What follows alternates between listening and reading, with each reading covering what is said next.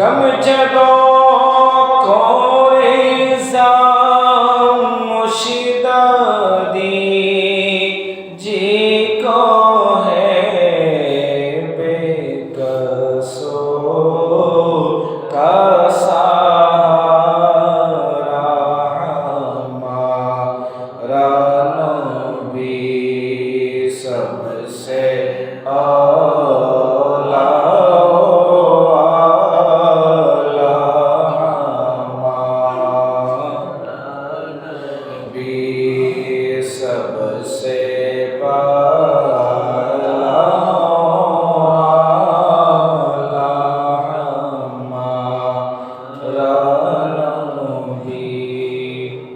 সম্মানিত উপস্থিতি মুসল্লিয়ানে কেরাম রহমানি ওয়া রাহমাতুল্লাহ তাআলা, আসসালামু আলাইকুম ওয়া রাহমাতুল্লাহি ওয়া বারাকাতুহু। মহান আল্লাহর দরবারে লাখ কোটি শুকরিয়া জ্ঞাপন করছি যে আল্লাহ পাক রব্বুল আলামিন আমাদের প্রত্যেককে পবিত্র শাবানুল মুআজ্জম শরীফের প্রথম জুমার নামাজ আদায়ের লক্ষ্যে মসজিদে আসার বসার সুযোগ করে দিয়েছেন। সে রব্বুল আলামিনের শুকরিয়াতে একটিবার বলি আলহামদুলিল্লাহ। সাথে সাথে লাখো কোটি দুরূদ ও সালামের হাদিয়া নজরানা পেশ করছি দয়াল নবী কামলিওয়ালা নবী দো জাহানের বাদশা নবী রহমাতুল লিল আলামিন সরকার মুস্তাফা সাল্লাল্লাহু আলাইহি ওয়াসাল্লামের নূরানি কদম মুবারকে দয়াল নবী মদিনার জমিন থেকে আমাদের প্রত্যেকের দরুদ ও সালামকে কবুল করুক, সকলে বলে আমিন। সাথে সাথে মাগফিরাত আর নাজাত কামনা করছি আমাদের যে সকল মুরব্বীরা আমাদেরকে ছেড়ে অন্ধকার কবরের বাসিন্দা হয়েছেন, আল্লাহ পাক রব্বুল আলামিন আজকের পবিত্র জুমার দিনের ওসিলায় তাদের কবরগুলোকে জান্নাতের বাগান বানিয়ে দিক, সকলে বলে আমিন। সম্মানিত হাজিরিন, শাবানুল মুআজ্জম শরীফ উম্মতে মুহাম্মদ সাল্লাল্লাহু আলাইহি ওয়াসাল্লামের জন্য খুবই গুরুত্বপূর্ণ একটি মাস। রাসূল পাক সাল্লাল্লাহু আলাইহি ওয়াসাল্লাম যে মাসকে শুধুমাত্র রাসূল পাক সাল্লাল্লাহু আলাইহি ওয়াসাল্লাম নিজের মাস হিসেবে ঘোষণা করেছেন, জোরে বলুন সুবহানাল্লাহ। যে মাসের মধ্যে রাসূল পাক সাল্লাল্লাহু আলাইহি ওয়াসাল্লাম হযরত সাইয়্যিদনা আবু হুরায়রা রাদিয়াল্লাহু আনহু থেকে বর্ণিত এই হাদিসের মধ্যে রাসূল পাক সাল্লাল্লাহু আলাইহি ওয়াসাল্লাম বলেছেন, রাসূল পাক সাল্লাল্লাহু আলাইহি ওয়াসাল্লাম পবিত্র রমজানুল মুবারক ব্যতীত সবচেয়ে বেশি রোজা রাখতেন এই শাবানুল মুআজ্জম শরীফে, জোরে বলুন সুবহানাল্লাহ। রাসূল পাক সাল্লাল্লাহু আলাইহি ওয়াসাল্লাম বলছেন, এই মাস হচ্ছে আমার উম্মতের জন্য খুবই গুরুত্বপূর্ণ। আমার যে সকল উম্মতরা এই মাসের মধ্যে বেশি বেশি করে আমি নবীর উপর দুরূদ শরীফ পাঠ করে, অন্ততপক্ষে আমার যে সকল উম্মতরা এই মাসের মধ্যে আমি নবীর উপর 3000 বার দুরূদ শরীফ পড়ে, কয় হাজার বার? 3000 বার দুরূদ শরীফ পাঠ করে আমি রাসূল সাল্লাল্লাহু আলাইহি ওয়াসাল্লাম আমার ওই উম্মতের জন্য সুপারিশদার হয়ে যাব, জোরে বলুন সুবহানাল্লাহ। প্রত্যেকদিন 100 বার করে পড়লে এক মাসের মধ্যে 3000 বার হয়ে যায়। সুতরাং যারা পারেন এই মাসের মধ্যে বেশি বেশি করে দুরূদ শরীফ পড়বেন। আল্লাহ পাক রব্বুল আলামিন আমাদের সকলকে এই মাসের মধ্যে বেশি বেশি দুরূদ শরীফ পড়ার তৌফিক নসিব করে, সকল বলে আমিন। সম্মানিত হাজিরিন, এই মাসের মধ্যে আল্লাহ পাক রব্বুল আলামিন উম্মতের গুনাহগুলো মাফ করে দেয়। যারা যারা আমার নবীর ফরমাবরদার, আমার নবীজি হুকুম আহকাম আমাদেরকে দিয়েছেন, সেই হুকুম আহকাম মেনে মেনে যারা চলে, আমার আল্লাহ পাক রব্বুল আলামিন সেই সকল উম্মতদের গুনাহ, সেই সকল বান্দাদের গুনাহ মাফ করে দেয়, জোরে বলুন সুবহানাল্লাহ। সালাতুন ইয়া রাসূলুল্লাহ আলাইকুম সালামুন ইয়া হাবিবাল্লাহ। সম্মানিত হাজিরিন, পবিত্র রজবুল মুরাজ্জব শরীফ আমাদের থেকে বিদায় নিয়েছে। গত মাসের মধ্যে আলোচনা শুরু করেছিলাম রাসূল পাক সাল্লাল্লাহু আলাইহি ওয়াসাল্লামের পবিত্র মেরাজ শরীফ গমন, এই আলোচনা এখনো শেষ হয় নাই, ধারাবাহিক আলোচনা চলছে। গত জুমার মধ্যে চতুর্থ পর্ব শেষ করেছে, এই জুমা ইনশাআল্লাহ পঞ্চমতম পর্ব। রাসূল পাক সাল্লাল্লাহু আলাইহি ওয়াসাল্লাম প্রথম আসমানে যাওয়ার পর হযরত আদম আলাইহিস সালাতু ওয়াস সালামের সাথে দেখা হয়েছে। জাহান্নামকে রাসূল পাক সাল্লাল্লাহু আলাইহি ওয়াসাল্লাম পরিদর্শন করেছেন। এরপরে রাসূল পাক সাল্লাল্লাহু আলাইহি ওয়াসাল্লামকে সাথে নিয়ে হযরত জিবরিল আলাইহিস সালাতু ওয়াস সালাম আবার দ্বিতীয় আসমানের দিকে রওনা হলেন। দ্বিতীয় আসমানে ঠিক সেইভাবে প্রশ্ন করা হলো, ওগো জিবরিল, তোমার সাথে কে এসেছে? তখন তিনি উত্তর দিয়েছেন, আমার সাথে দু জাহানের বাদশা নবী রাহমাতুল লিল আলামিন এসেছেন। জুড়ে বলেন সুবহানাল্লাহ। এরপরে ফেরেশতারা দরজা খুলে দিলেন। দরজা খুলে দেওয়ার পরে রাসূল পাক সাল্লাল্লাহু আলাইহি ওয়াসাল্লাম সেখানে দেখতে পেলেন হযরত ইউসুফ আলাইহিস সালাতু ওয়াস সালাম। জুড়ে বলেন সুবহানাল্লাহ। হযরত ইউসুফ আলাইহিস সালাতু ওয়াস সালামকে আল্লাহ পাক রব্বুল আলামিন এত সুন্দরভাবে আল্লাহ পাক রব্বুল আলামিন হযরত ইউসুফ আলাইহিস সালাতু ওয়াস সালামকে সৃষ্টি করেছেন। আল্লাহর গোটা জগতের অর্ধেক সুন্দর হযরত ইউসুফ আলাইহিস সালাতু ওয়াস সালামকে দিয়েছেন। জুড়ে বলেন সুবহানাল্লাহ। হুসনে ইউসুফ যাকে বলা হয়, যে ইউসুফ আলাইহিস সালাতু ওয়াস সালামের সৌন্দর্য দেখে মিশরের নারীরা নিজের হাত কর্তন করে ফেলেছে, কিন্তু তারা বলতে পারে না। জোরে বলেন সুবহানাল্লাহ। হযরত ইউসুফ আলাইহিস সালাতু ওয়াস সালামের সাথে নবীজি সাল্লাল্লাহু আলাইহি ওয়াসাল্লামের দেখা হলো, মুসাফাহা করলেন, কথাবার্তা হলো। এরপরে আবার তৃতীয় আসমানের দিকে রওনা হলেন। আবার ফেরেশতারা জিজ্ঞেস করলো, আবার জিবরিল আলাইহিস সালাম উত্তর দিলেন।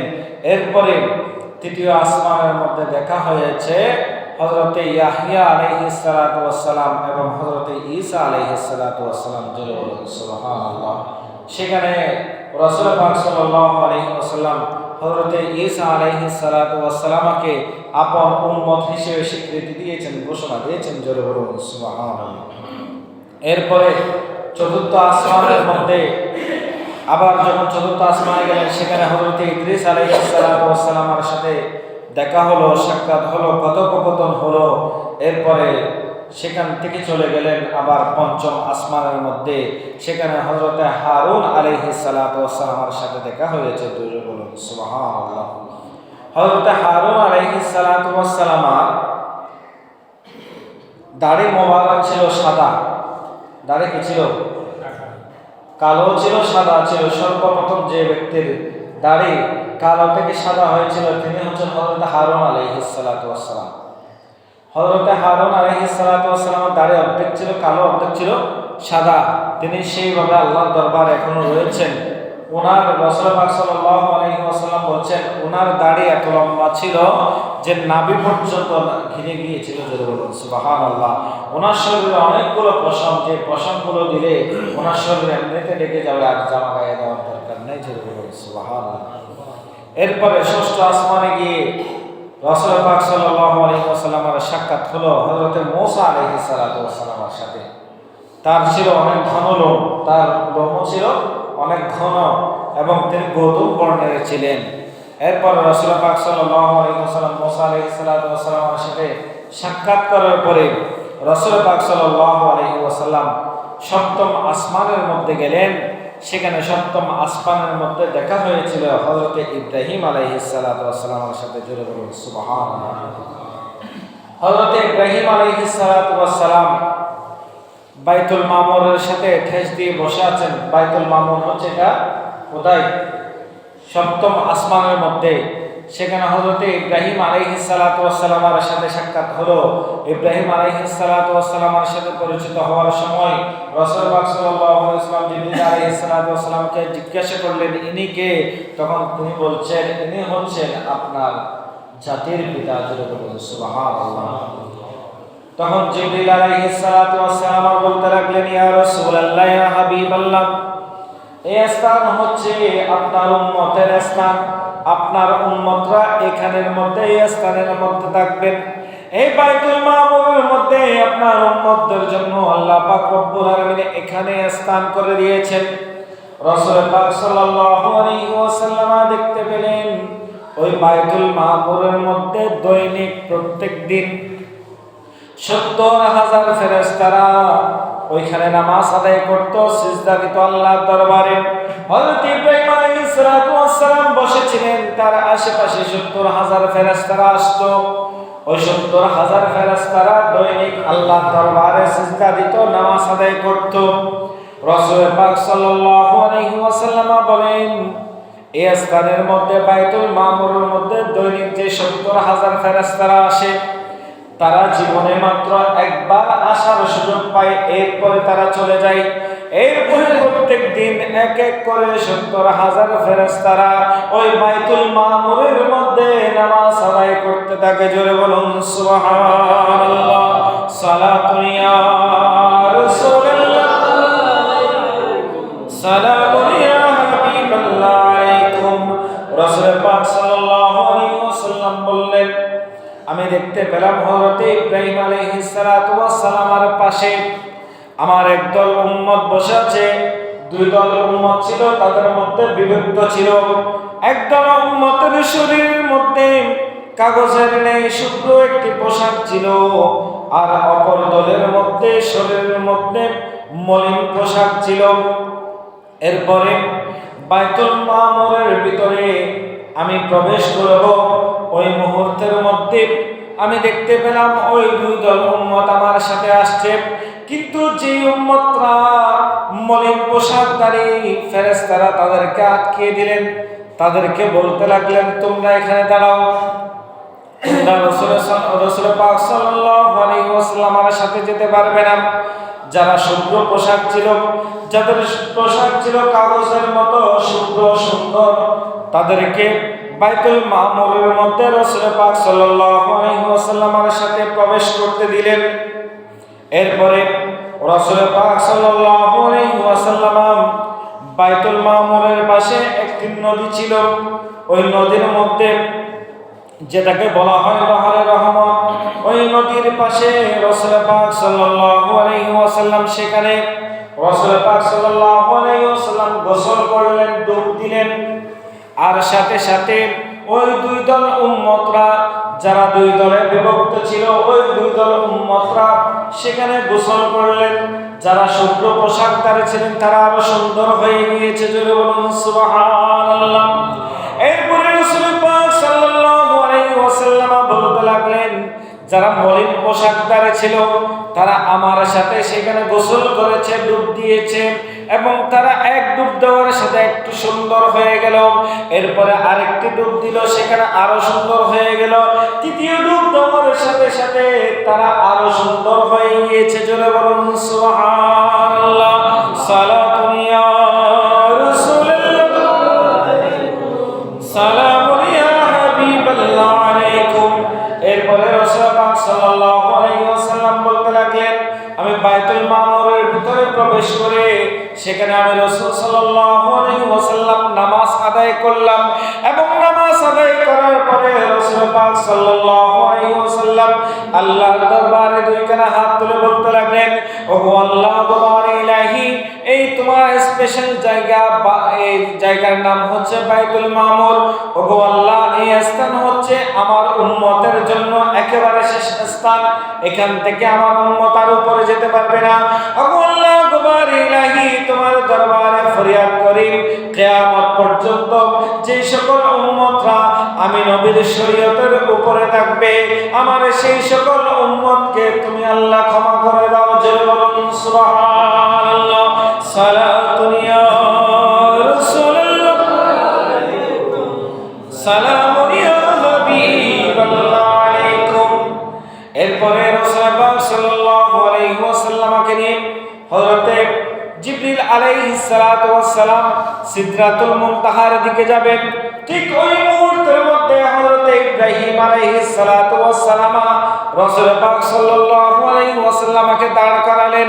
দাঁড় করিয়ে বলতে লাগলেন, ইয়া রাসূলুল্লাহ, ইয়া হাবিবাল্লাহ, আপনি হচ্ছেন আমার বংশধর, আপনার জন্য আমি আল্লাহর দরবারে খানে কাবা তৈরি করে আপনার জন্য ইয়া রাসূলুল্লাহ, ইয়া হাবিবাল্লাহ আল্লাহর দরবারে ফরিয়াদ করেছিলাম।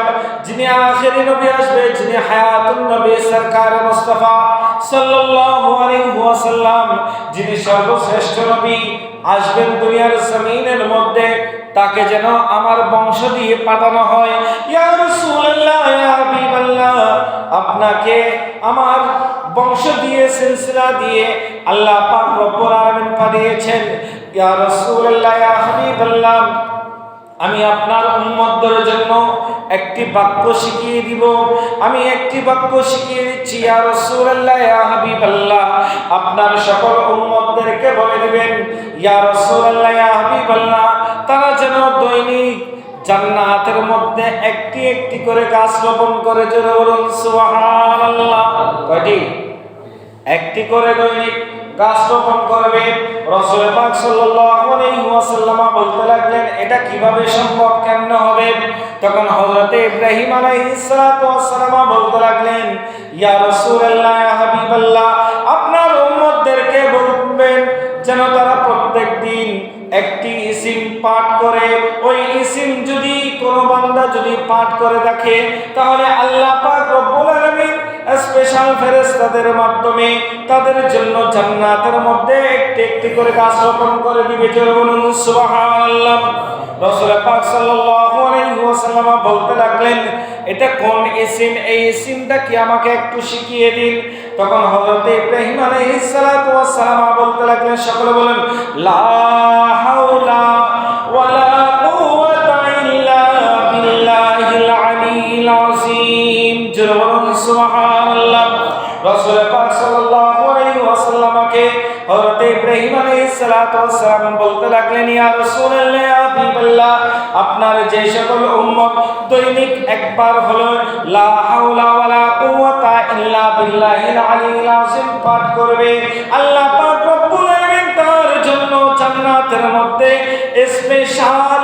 স্পেশাল একটি একটি করে গাছ রোপণ করে দিবে। এবং ওই খেজুর গাছগুলো রোপণ করা হবে, এগুলো হচ্ছে খেজুর গাছ। ওই খেজুর গাছের মধ্যে খেজুর ধরবে। যখন আপনার উম্মত জান্নাতে যাবে, তখন ওই আপনার উম্মতরা ওই খেজুর গাছ থেকে খেজুরগুলো বপন করবে। জোরে বলুন সুবহানাল্লাহ। সালাতুন ইয়া রাসূলুল্লাহ।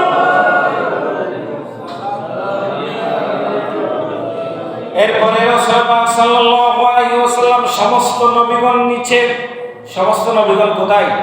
নিচে, যেখান থেকে সপ্তম আসমানের উপরে, যেখান থেকে আর কারো যাওয়ার কি নাই, সুযোগ নাই, এটা হচ্ছে সিদরাতুল মুনতাহা। জোরে বলুন সুবহানাল্লাহ। কোথায়? সিদরাতুল মুনতাহা, যেখানের পরে আর কোনো নবী যেতে পারবে না। সেজন্য ইমামে আলা হযরত ইশকে মুহাব্বত পরমায়ে শাম্মায়ে রিসালাত তিনি বলছেন, আসমান হি পর সব নবী রহ গয়ে, আরশে आज़म पे पहुँचा हमारा नबी, सबसे औला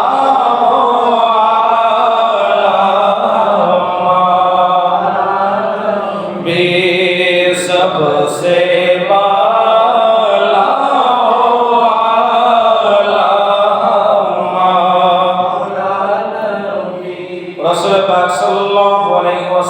আসমান থেকে উপরে সিদরাতুল মুনতাহার দিকে গেলেন। সিদরাতুল মুনতাহা এমন একটি জায়গা, ওটা হচ্ছে এমন একটি গাছ, যে গাছের পাতার মধ্যে একটি একটি করে ফেরেশতা রয়েছে। ওই গাছের পাতা এমন পাতা, রাসূল পাক সাল্লাল্লাহু আলাইহি ওয়াসাল্লাম বলতে লাগলেন, ওই গাছের পাতা এমন বড়, এত বড় যে একজন উম্মতকে নয়, অনেকগুলো উম্মতকে, আমার গোটা জাতির উম্মতদেরকে ওই একটি পাতা একসাথে ঘিরে ফেলতে পারবে। জোরে বলুন সুবহানাল্লাহ। রাসূল পাক সাল্লাল্লাহু আলাইহি ওয়াসাল্লাম বলতে লাগলেন, ওই সিদরাতুল মুনতাহার গাছের মধ্যে এক একটি ফল হচ্ছে বড় বড় ডালিম ফল, অনেক বড় মটকার মতো এক একটি ফল, যেটা আল্লাহ পাক রব্বুল আলামিনের নিদর্শন, যেটা আমার উম্মতরা যারা জান্নাতের মধ্যে যাবে তারা ওই ফলটি বপন করবে। জোরে বলুন সুবহানাল্লাহ। এরপরে রাসূল পাক সাল্লাল্লাহু আলাইহি ওয়াসাল্লাম বলতে লাগলেন, আমি দেখতে পেলাম ওই সিদরাতুল মুনতাহার পাশ দিয়ে গাছের যে গোড়ালি রয়েছে সেখান থেকে এক একটি নদী এক একটি নহর বয়ে গিয়েছে, জোরে বলুন সুবহানাল্লাহ। সেখান দিয়ে অনেকগুলো ঝর্ণা বয়ে গেছে, সালসাবিল রয়েছে। আল্লাহ পাক রব্বুল আলামিন ওই গাছের গোড়া দিয়ে দুটি নদী তৈরি করে দিয়েছেন। একটি নদীর নাম হচ্ছে কাউসার, আর একটি নদীর নাম হচ্ছে নহরে রহমত, জোরে বলুন সুবহানাল্লাহ। সালাতুন ইয়া রাসূলুল্লাহ, সালামুন ইয়া হাবিবাল্লাহ আলাইকুম। জিবরাইল আলাইহিস সালাতু ওয়াস সালাম বলতে লাগলেন, ইয়া রাসূলুল্লাহ, ইয়া হাবিবাল্লাহ, এই যে কাউসার আল্লাহ পাক রব্বুল আলামিন আপনাকে দান করেছেন, এই কাউসার কি? আল্লাহ পাক রব্বুল আলামিন সূরা কাউসারের মধ্যে আল্লাহ পাক রব্বুল আলামিন ইরশাদ করছেন, বিসমিল্লাহির রহমানির রহিম, ইন্না আ'তাইনাকাল কাউসার। জোরুন সুবহানাল্লাহ। আল্লাহ বলছেন, ইয়া রাসূলুল্লাহ, ইয়া হাবিবাল্লাহ, আমি আপনাকে কাউসার দান করলাম। ইয়া রাসূলুল্লাহ, ইয়া হাবিবাল্লাহ, এই কাউসারের পানি হচ্ছে এমন পানি, ইয়া রাসূলুল্লাহ, ইয়া হাবিবাল্লাহ, কিয়ামতের ময়দানে যখন আপনার কোটি কোটি উম্মতরা যখন কিয়ামতের ময়দানে হাহাকার করবে, নিজের ঘামের সাগরের মধ্যে নিচে সাঁতার কাটবে, অনেকে ডুবে যাবে, যখন পানির তৃষ্ণার মধ্যে সকলে হাহাকার করবে, ইয়া রাসূলুল্লাহ, ইয়া হাবিবাল্লাহ, আপনার যেই সকল উম্মতরা আপনি নবীর শরীয়তের উপরে থাকবে, ইয়া রাসূলুল্লাহ, ইয়া হাবিবাল্লাহ, আপনি নবীর কথা পুঙ্খানুপুঙ্খানুরূপে মানবে, যারা কিয়ামতের ময়দানে আপনি নবীর সাথে সাক্ষাৎ করবে, আপনার ওই সকল উম্মতদের জন্য এই হাউজে কাউসার আমি আল্লাহ আপনি নবীকে স্পেশাল ভাবে দান করলাম। জোরে বলুন সুবহানাল্লাহ।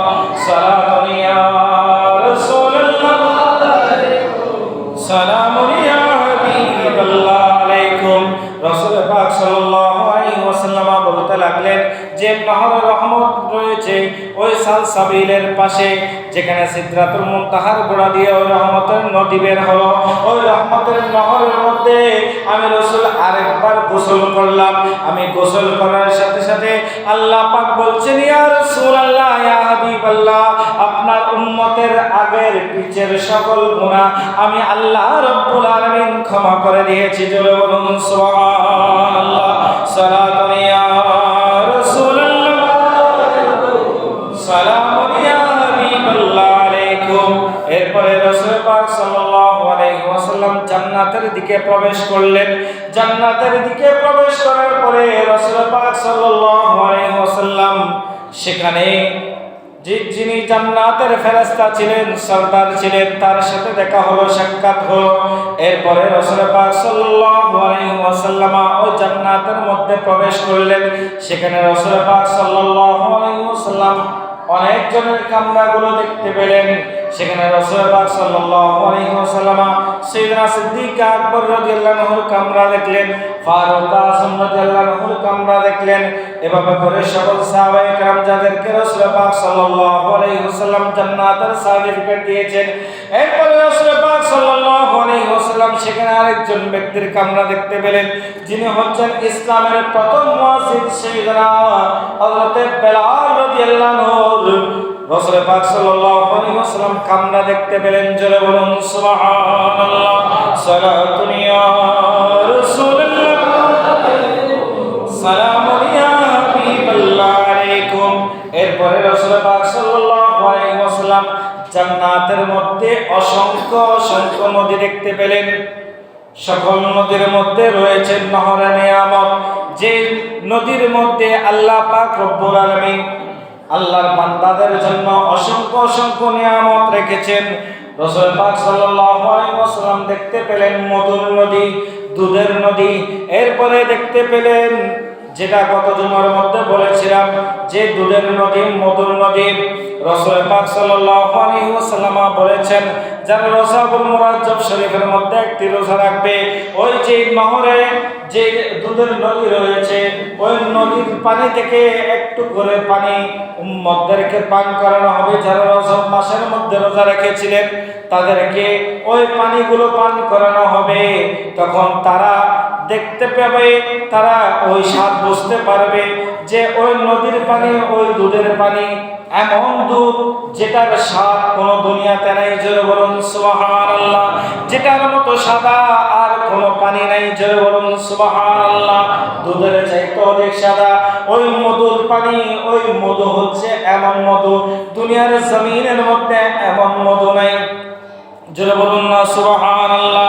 এরপরে রাসূল পাক সাল্লাল্লাহু আলাইহি ওয়াসাল্লাম দেখতে পেলেন পবিত্র শরাবের নদী। জোরে বলুন সুবহানাল্লাহ। আল্লাহ পাক রব্বুল আলামিন সূরা দাহরের 20 নম্বর আয়াতে বলছেন, ওয়াসাকাহুম রাব্বুহুম শারাবান তাহুরা। আল্লাহ পাক রব্বুল আলামিন বলছেন তাদের প্রতিপালক তাদেরকে পাক পবিত্র শরাব পান করাবেন। জোরে বলুন সুবহানাল্লাহ। যখন আল্লাহ পাক রব্বুল আলামিন বান্দাদেরকে জান্নাত দিয়ে দিবে, যখন সকলে নিজ নিজ কামরার মধ্যে আরামায়েশ করবে, ওই মুহূর্তের মধ্যে ফেরেশতারা তাদের সামনে পাক পবিত্র শরাব নিয়ে যাবে। জোরে বলুন সুবহানাল্লাহ। এই শরাবের নদী দেখেছে, এই শরাব হচ্ছে এমন শরাব যে শরাব একবার পান করলে আর কোনোদিন তৃষ্ণা লাগবে না। জোরে বলুন সুবহানাল্লাহ। সালাতুন ইয়া রাসূলুল্লাহ, সালামুন ইয়া হাবিবাল্লাহ আলাইকুম।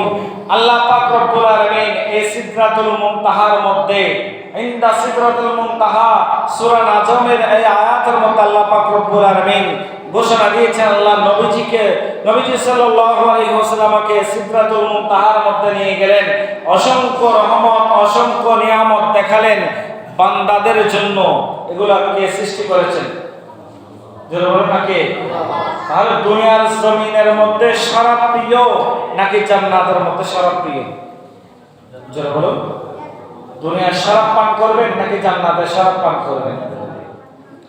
রাসূল পাক সাল্লাল্লাহু আলাইহি ওয়াসাল্লাম যখন বাইতুল মুকাদ্দাসের মধ্যে গেলেন, তখন জিবরিল আলাইহিস সালাতু ওয়াস সালাম রাসূল পাক সাল্লাল্লাহু আলাইহি ওয়াসাল্লামের কাছে দুধ এবং শরাব নিয়ে আসলেন। এরপরে রাসূল পাক সাল্লাল্লাহু আলাইহি ওয়াসাল্লাম দুধের গ্লাস নিলেন। এরপরে আবার যখন সিদরাতুল মুনতাহার মধ্যে গেলেন, তখনও জিবরিল আলাইহিস সালাতু ওয়াস সালাম রাসূল পাক সাল্লাল্লাহু আলাইহি ওয়াসাল্লামের কাছে দুধের পেয়ালা নিয়ে আসলেন, মধুর পেয়ালা নিয়ে আসলেন, শরাবের পেয়ালাও নিয়ে আসলেন। তখন রাসূল পাক সাল্লাল্লাহু আলাইহি ওয়াসাল্লাম সেখান থেকে দুধ খেয়েছেন, মধু খেয়েছেন। তখন জিবরিল আলাইহিস সালাতু ওয়াস সালাম বলতে লাগলেন, ইয়া রাসূলুল্লাহ, ইয়া হাবিবাল্লাহ, আপনি শরাবকে পান করেননি। ইয়া রাসূলুল্লাহ, ইয়া হাবিবাল্লাহ, সেই জন্য দুনিয়ার জমিনের মধ্যে আপনার উম্মতদের জন্য এই শরাবকে হারাম করে দিয়েছে আল্লাহ পাক রব্বুল আলামিন। এবং জান্নাতের মধ্যে যারা দুনিয়ার জমিনের মধ্যে ওই হারাম শরাব খাবে না, মদ খাবে না, তাদের জন্য আল্লাহ পাক রব্বুল আলামিন স্পেশাল শরাবের ব্যবস্থা করে দিয়েছেন জান্নাতের মধ্যে। জোরে বলুন সুবহানাল্লাহ। সালাতুন ইয়া রাসূলুল্লাহ, সালামুন ইয়া হাবিবাল্লাহ আলাইকুম। এরপরে আল্লাহ পাক রব্বুল আলামিনের সাথে দিদার করার জন্য রফরফের মধ্যে চড়ে রাসূল পাক সাল্লাল্লাহু আলাইহি ওয়াসাল্লাম আরশ আসিমের মধ্যে গিয়েছেন। আরশ আসিমের মধ্যে যাওয়ার পরে আল্লাহ পাক রব্বুল আলামিন রাসূল পাক সাল্লাল্লাহু আলাইহি ওয়াসাল্লামের সাথে সাক্ষাৎ করেছেন। 27 বছর, কয় বছর? 27 বছর সাক্ষাৎ হয়েছে, কথাবার্তা হয়েছে। রাসূল পাক সাল্লাল্লাহু আলাইহি ওয়াসাল্লামকে আল্লাহ পাক রব্বুল আলামিন বলেন, ইয়া রাসূলুল্লাহ, ইয়া হাবিবাল্লাহ, ওয়া খাতামুন নবিয়্যিন, ইয়া রাসূলুল্লাহ, ইয়া হাবিবাল্লাহ, আপনাকে আমি খাতামুন নবিয়্যিন বানিয়েছি। ইয়া রাসূলুল্লাহ, ইয়া হাবিবাল্লাহ, আপনাকে ওয়া মা আরসালনাকা ইল্লা রাহমাতাল লিল আলামিন বানিয়েছি। ইয়া রাসূলুল্লাহ, ইয়া হাবিবাল্লাহ, দুনিয়ার জমিনের মধ্যে গোটা সৃষ্টি জগতের জন্য নবীকে রাহমাতুল লিল আলামিন বানিয়েছি। ইয়া রাসূলুল্লাহ, ইয়া হাবিবাল্লাহ, ওয়া রাফা'না লাকা যিকরাক, ইয়া রাসূলুল্লাহ, ইয়া হাবিবাল্লাহ, আপনার জিকিরকে দুনিয়ার জমিনের মধ্যে বুলন্দ করে দিয়েছি। জোরে বলুন সুবহানাল্লাহ। ইয়া রাসূলুল্লাহ, ইয়া হাবিবাল্লাহ, আলাম নাশরাহ লাকা সাদরাক, ইয়া রাসূলুল্লাহ, ইয়া হাবিবাল্লাহ, আপনার বক্ষকে আমি বিদর্ণ করেছি। ইয়া রাসূলুল্লাহ, ইয়া হাবিবাল্লাহ, সেখানের মধ্যে আমি রহমতকে প্রবেশ করে দিয়েছি। ইয়া রাসূলুল্লাহ, ইয়া হাবিবাল্লাহ, ইসলামের মূল মন্ত্র আপনার ভিতরে আমি প্রবেশ করে দিয়েছি। ইয়া রাসূলুল্লাহ, ইয়া হাবিবাল্লাহ, আপনার অন্তর থেকে শয়তানের জন্য যে রহমত ছিল সেই রহমতকে বের করে দিয়েছি। জোরে বলুন সুবহানাল্লাহ। ইয়া রাসূলুল্লাহ, ইয়া হাবিবাল্লাহ, আমি আপনাকে জান্নাতের মালিক বানিয়ে দিয়েছি ইয়া রাসূলুল্লাহ ইয়া হাবিবাল্লাহ। গোটা জগৎকে আমি সৃষ্টি করেছি, গোটা জগতের জন্য আমি আল্লাহ রহমত দিয়েছি, নিয়ামত দিয়েছি। এবং ইয়া রাসূলুল্লাহ ইয়া হাবিবাল্লাহ আল্লাহু ইউতি আলা কাসিবুন, রাসূল পাক সাল্লাল্লাহু আলাইহি ওয়াসাল্লাম হাদিসের মধ্যে বলেছেন আল্লাহু ইউতি আলা কাসিমুন। ইয়া রাসূলুল্লাহ ইয়া হাবিবাল্লাহ, দুনিয়ার জমিনের মধ্যে আমি যে সকল নিয়ামত দিয়েছি ওই সকল নিয়ামত ইয়া রাসূলুল্লাহ ইয়া হাবিবাল্লাহ আপনি নিজ হাতে উম্মতদের কাছে, আপনার উম্মতদের কাছে বন্টন করবেন। জয় বলুন সুবহানাল্লাহ। সালাতুন ইয়া রাসূলুল্লাহ, সালামুন ইয়া হাবিবাল্লাহ আলাইকুম। এরপরে আল্লাহ পাক রব্বুল আলামিন বলছেন ইয়া রাসূলুল্লাহ ইয়া হাবিবাল্লাহ, আপনার যে সকল উম্মতরা দুনিয়ার জমিনের মধ্যে থাকবে, দুনিয়ার জমিনের মধ্যে আপনার যে সকল উম্মতরা একটি ভালো কাজ করবে ইয়া রাসূলুল্লাহ ইয়া হাবিবাল্লাহ, ওই ভালো কাজ করার জন্য নিয়ত করার সাথে সাথে আমি আল্লাহ পাক রব্বুল আলামিন ফেরেশতাদের মাধ্যমে তাদের আমলনামার মধ্যে নেকি লিখতে থাকবো। জোরে বলুন সুবহানাল্লাহ। যদিও সে ওই কাজটি করে তাহলে তার সওয়াব পাবে, আর যদিও কাজ নাও করে সেই ব্যক্তি মনে মনে ইরাদা করেছেন, নিয়ত করেছেন ভালো কাজ করার জন্য, আমি আল্লাহ পাক রব্বুল আলামিন ওই ভালো কাজটি না করলো তাকে আমি আল্লাহ পাক রব্বুল আলামিন তার আমলনামার মধ্যে নেক আমল লিখব। জোরে বলুন সুবহানাল্লাহ। সালাতুন ইয়া রাসূলুল্লাহ, সালামুন ইয়া হাবিবাল্লাহ আলাইকুম। ইয়া রাসূলুল্লাহ ইয়া হাবিবাল্লাহ, আপনার উম্মতরা যদি, আপনার কোন উম্মত যদি দুনিয়ার জমিনের মধ্যে কোন গুনাহ করার জন্য নিয়ত করে, যতক্ষণ পর্যন্ত আপনার সেই উম্মত কোন গুনাহ করবে না ততক্ষণ পর্যন্ত আমি তার আমলনামার মধ্যে বদ আমল লিখব না। আমি সেই ব্যক্তি যদি কোন বদ আমল করে থাকে তাহলে তার জন্য একটি গুনাহ লিখব, আর যদি ওই ভালো কাজটি করার জন্য নিয়ত করে, ভালো কাজ যদিও করে ফেলে তার জন্য আমি আল্লাহ পাক রব্বুল আলামিন 10টি নেকি লিখব। জোরে বলুন সুবহানাল্লাহ। সালাতুন ইয়া রাসূলুল্লাহ, সালামুন ইয়া হাবিবাল্লাহ আলাইকুম। এরপরে আল্লাহ পাক রব্বুল আলামিন বলছেন ইয়া রাসূলুল্লাহ ইয়া হাবিবাল্লাহ, আপনার উম্মতদের জন্য আমি স্পেশাল ব্যবস্থা করে দিয়েছি। ইয়া রাসূলুল্লাহ ইয়া হাবিবাল্লাহ, পূর্ববর্তী নবীদের জন্য হযরত আদম হতে ঈসা রুহুল্লাহ পর্যন্ত প্রত্যেকে নামাজ আদায় করত, প্রত্যেকে আমি আল্লাহর ইবাদত করত, তাদের জন্য আমি নিজস্ব একটি জায়গাকে কি করে দিয়েছি, কেন্দ্র করে দিয়েছে। ওই জায়গার মধ্যে তারা ইবাদত করবে, শুধুমাত্র ওই একটি জায়গার মধ্যে, আর কোন জায়গায় তারা ইবাদত বন্দেগী করতে পারবে না। ইয়া রাসূলুল্লাহ ইয়া হাবিবাল্লাহ, দুনিয়ার জমিনের মধ্যে আপনার উম্মতদের জন্য আমি এমন ব্যবস্থা করে দিলাম, আমার দুনিয়ার জমিনের মধ্যে যত জমিনগুলো রয়েছে প্রত্যেক জমিনকে আপনার উম্মতদের জন্য সিজদার জায়গা বানিয়ে দিলাম। জোরে বলুন সুবহানাল্লাহ।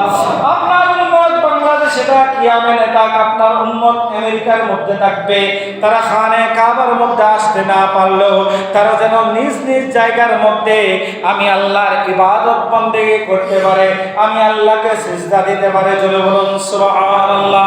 ইয়া রাসূলুল্লাহ ইয়া হাবিবাল্লাহ, আজকে থেকে আপনার উম্মতের জন্য গোটা শরীয়তের জায়গা বানিয়ে দিলাম, গোটা জমিনকে সিজদার স্থান বানিয়ে দিলাম। জোরে বলুন সুবহানাল্লাহ।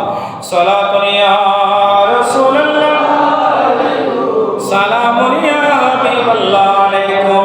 ইয়া রাসূলুল্লাহ ইয়া হাবিবাল্লাহ, আগেকার উম্মতরা হাজার হাজার বছর তারা কি পেত, হায়াত পেত। ইয়া রাসূলুল্লাহ ইয়া হাবিবাল্লাহ, আপনার উম্মত হায়াত পাবে কম, তাদের গুনাহ হবে বেশি। ইয়া রাসূলুল্লাহ ইয়া হাবিবাল্লাহ, এই জন্য আপনার উম্মতদের জন্য আমি বছরে কয়েকটি রাত রেখে দিয়েছি, যে রাতগুলোতে আপনার উম্মতরা আমি খোদার ইবাদত করলে আমি আল্লাহ পাক রব্বুল আলামিন তাদের আমলনামার মধ্যে হাজার বছর রাতের ইবাদতের সওয়াব লিখে দিব। জোরে বলুন সুবহানাল্লাহ। সালাতুন ইয়া রাসূলুল্লাহ, সালামুন ইয়া হাবিবাল্লাহ আলাইকুম। আলাইকুম। এরপরে আল্লাহ পাক রব্বুল আলামিন বলছেন ইয়া রাসূলুল্লাহ ইয়া হাবিবাল্লাহ, এই মেরাজ রাতের জন্য ইয়া রাসূলুল্লাহ ইয়া হাবিবাল্লাহ অনেকগুলো উপহার দিয়েছি, শেষ আমি আল্লাহ রব্বুল আলামিন আপনাকে একটা স্পেশাল উপহার দিচ্ছি ইয়া রাসূলুল্লাহ ইয়া হাবিবাল্লাহ, আমি আপনার উম্মতদের জন্য 50 ওয়াক্ত নামাজ ফরজ করে দিয়েছি। জোরে বলুন সুবহানাল্লাহ। ইয়া রাসূলুল্লাহ ইয়া হাবিবাল্লাহ 50 ওয়াক্ত নামাজ আপনাকে দিয়ে দিলাম, আপনার উম্মতদেরকে দিবেন তারা যেন আমি আল্লাহর ইবাদত করে। ইয়া রাসূলুল্লাহ ইয়া হাবিবাল্লাহ এই নামাজ দিয়ে দিলাম, আমি আল্লাহ নিজ হাতে দিলাম, কোন ফেরেশতার মাধ্যমে ওহী পাঠাই নাই। ইয়া রাসূলুল্লাহ ইয়া হাবিবাল্লাহ আপনার উম্মতদেরকে বলে দিবেন এটা আমি আল্লাহর পক্ষ থেকে স্পেশাল রহমত। আপনার বান্দা যদি, আপনার উম্মতরা যদি শুধুমাত্র 2টা সিজদা দিয়ে আমি আল্লাহকে রাজি করতে পারে, খুশি করতে পারে, 50 ওয়াক্ত নামাজের দরকার নাই। ইয়া রাসূলুল্লাহ ইয়া হাবিবাল্লাহ 2 রাকাত নামাজের মধ্যে যদি আমি আল্লাহকে সন্তুষ্ট করতে পারে, ওই 2 রাকাত নামাজের বদৌলতে আমি আপনার উম্মতদেরকে জান্নাত দিয়ে দিব। জোরে বলুন সুবহানাল্লাহ। সালামু ইয়া রাসূলুল্লাহ, সালামু ইয়া হাবিবাল্লাহ আলাইকুম। এরপরে রাসূল পাক সাল্লাল্লাহু আলাইহি ওয়াসাল্লাম আল্লাহর সাথে দিদার সাক্ষাৎ শেষ করার পরে যখন নেমে আসতেন, নেমে আসার পরে আবার দেখা হলো হযরত মুসা আলাইহিস সালাতু ওয়াস সালামের সাথে। মুসা আলাইহিস সালাতু ওয়াস সালাম বলতে লাগলেন ইয়া রাসূলুল্লাহ ইয়া হাবিবাল্লাহ, আল্লাহ পাক রব্বুল আলামিন আপনাকে কি দিয়েছেন? বললেন আমার উম্মতের জন্য 50 ওয়াক্ত নামাজকে ফরজ করে দিয়েছেন। তখন মুসা আলাইহিস সালাতু ওয়াস সালাম বলতে লাগলেন ইয়া রাসূলুল্লাহ ইয়া হাবিবাল্লাহ আপনার উম্মত তো 50 ওয়াক্ত নামাজ আদায় করতে পারবে না, তারা হচ্ছে আখির জামানার উম্মত, তাদের গুনাহ হবে বেশি, তারা ঠিকমতো নামাজ আদায় করতে পারবেন না। ইয়া রাসূলুল্লাহ ইয়া হাবিবাল্লাহ আপনি আবার আল্লাহর দরবারে যান, আপনি একটু আপনার উম্মতদের জন্য নামাজগুলো কমিয়ে আনো। এভাবে করতে করতে রাসূল পাক সাল্লাল্লাহু আলাইহি ওয়াসাল্লাম আল্লাহর দরবারে আসা যাওয়া করতে লাগলেন। একবার যায় 5 ওয়াক্ত কমে যায়, আবার যায় 5 ওয়াক্ত কমে যায়, এভাবে করে করে 9 বার গেলেন, 9 বারে 5 বার 45 ওয়াক্ত কমিয়ে দিলেন।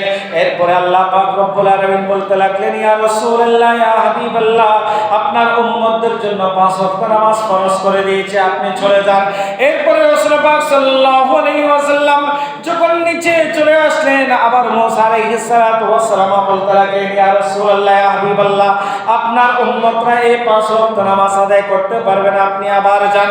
তখন রাসূল পাক সাল্লাল্লাহু আলাইহি ওয়াসাল্লাম বলতে লাগলেন আমার আল্লাহ আমাকে উপহার দিয়েছেন, একেবারে 5 ওয়াক্ত কমিয়ে দিয়েছেন, 5 ওয়াক্ত দিয়েছেন, আমি আল্লাহর দরবারে যেতে আমার লজ্জা লাগছে।